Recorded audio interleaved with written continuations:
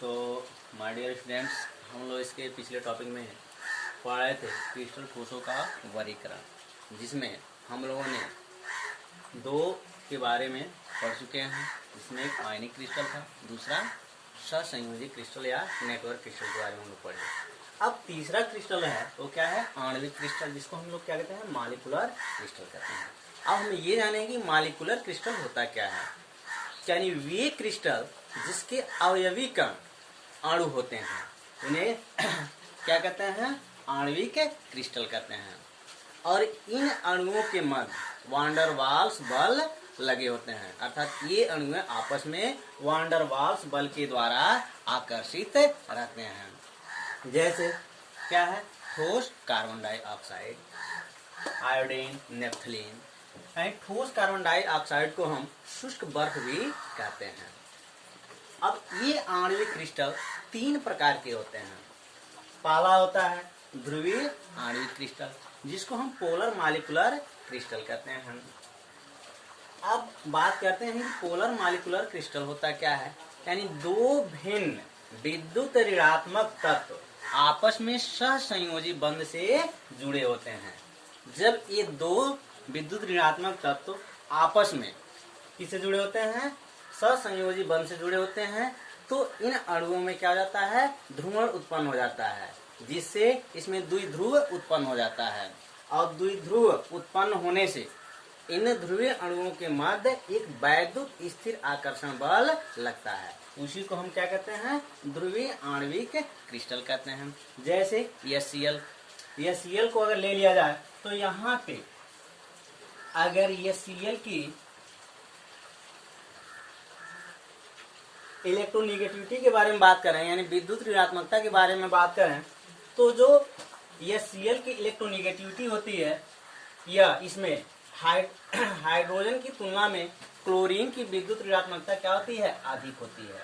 क्या होती है? हाइड्रोजन की तुलना में क्लोरीन की जो विद्युत ऋणात्मकता होती है वो क्या होती है? अधिक होती है। तो क्लोरीन पे विद्युत ऋणात्मकता अधिक होने के कारण क्या होता है कि हाइड्रोजन पे क्या आ जाता है? पार्शियली पॉजिटिव चार्ज आ जाता है, और क्लोरीन पे क्या आ जाता है? पार्शियली निगेटिव चार्ज आ जाता है। और ये दोनों यानी हाइड्रोजन और क्लोरीन एक दूसरे से किससे जुड़े होते हैं? यानी स्थिर वैद्युत आकर्षण बल के द्वारा जुड़े होते हैं। जैसे अगर यहाँ पे हम इस प्लस की बात करें और फिर ये माइनस की बात करें, तो अभी हमने बताया कि हाइड्रोजन और क्लोरीन दोनों की तुलना में यानी क्लोरीन में क्या है? विद्युत ऋणात्मकता अधिक होती है। तो विद्युत ऋणात्मकता अधिक होने के कारण क्लोरीन पे पार्शियल माइनस चार्ज आ गया और हाइड्रोजन पे पार्शियल पॉजिटिव चार्ज आ गया। तो इस तरह से ये दोनों परमाणु किससे जुड़े होते हैं? यानी स्थिर वैद्युत आकर्षण बल के द्वारा जुड़ते हैं। अब हम नेक्स्ट बात करते हैं कि जो नेक्स्ट टॉपिक है, यानी आणविक क्रिस्टल का जो दूसरा प्रकार है वो क्या है? अध्रुवीय आणविक क्रिस्टल, जिसको हम क्या कहते हैं? नॉन पोलर मॉलिक्यूलर सिस्टम या क्रिस्टल। अब इसमें क्या होता है कि इसमें जो तत्व होते हैं वो समान होते हैं। अब जब समान तत्व होंगे तो समान तत्वों के अणुओं में ध्रुवण उत्पन्न नहीं होता है, और जो समान तत्व के अणु होते हैं इनमें वांडर वाल्स बल या लंदन बल के द्वारा ये आकर्षित रहते हैं। उन्हीं को क्या कहते हैं? अध्रुवीय आणविक क्रिस्टल कहते हैं।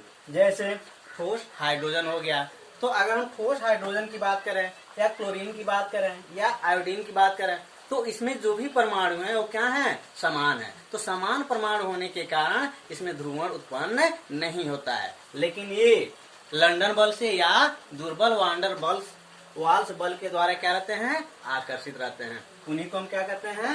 अध्रुवीय आणविक क्रिस्टल कहते हैं। जो तीसरा पार्ट होता है वो क्या होता है? हाइड्रोजन बंध युक्त क्रिस्टल, यानी जिसको हम क्या कहते हैं? Hydrogen bonded molecular crystal. ठीक है।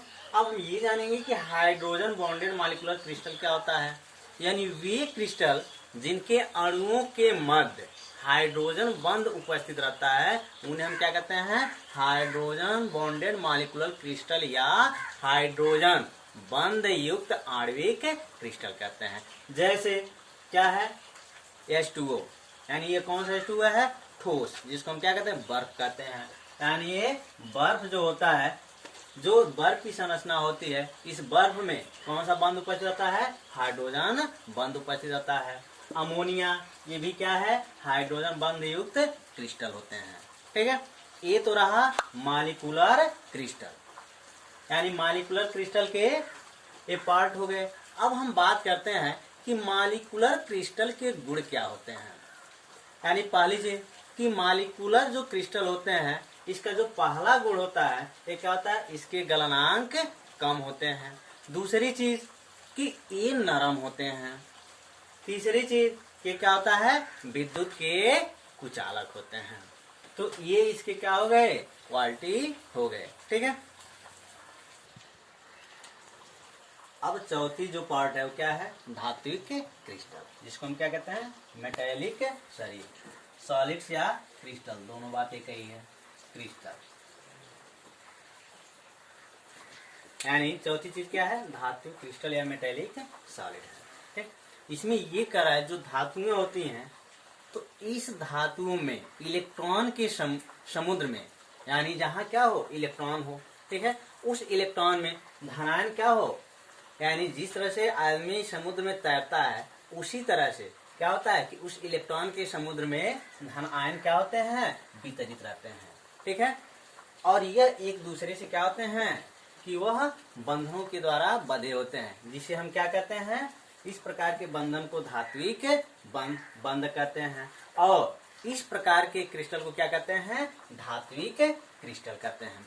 जैसे हम सोडियम की बात करें, तो सोडियम में से क्या होता है कि सोडियम गिव्स सोडियम प्लस, और एक इलेक्ट्रॉन से निकलता है। जब एक इलेक्ट्रॉन से निकलता है तो सोडियम पे कौन सा चार्ज आता है, धन चार्ज आ जाता है। तो इस तरह के क्रिस्टल को हम क्या कहेंगे, धात्विक क्रिस्टल कहते हैं। अब हम बात करते हैं कि धात्विक क्रिस्टल के गुण क्या क्या होते हैं। तो पहली चीज कि जो धात्विक क्रिस्टल होते हैं वह ठोस होते हैं। ठोस होने के साथ साथ वो क्या होते हैं, अधात वर्धनीयता होते हैं, उसमें तन्यता का गुण होता है। यानी अधात वर्धनीयता का मतलब क्या होता है कि उसको हम पीट पीट के क्या करें, एक पतले चादर के रूप में बना सकते हैं। उसी तरह से अगर बात हम तन्यता की करते हैं, तो हम किसी भी धातु को, यानी जो धात्विक क्रिस्टल होते हैं, उस धात्विक क्रिस्टल को हम क्या कर सकते हैं, कुछ लंबी दूरी तक तान सकते हैं। तो इस तरह से कहा जाता है कि इसमें अधात वर्धनीयता का गुण होता है, तन्यता का गुण होता है। दूसरी चीज कि इनमें क्या होती है, धात्विक चमक होती है।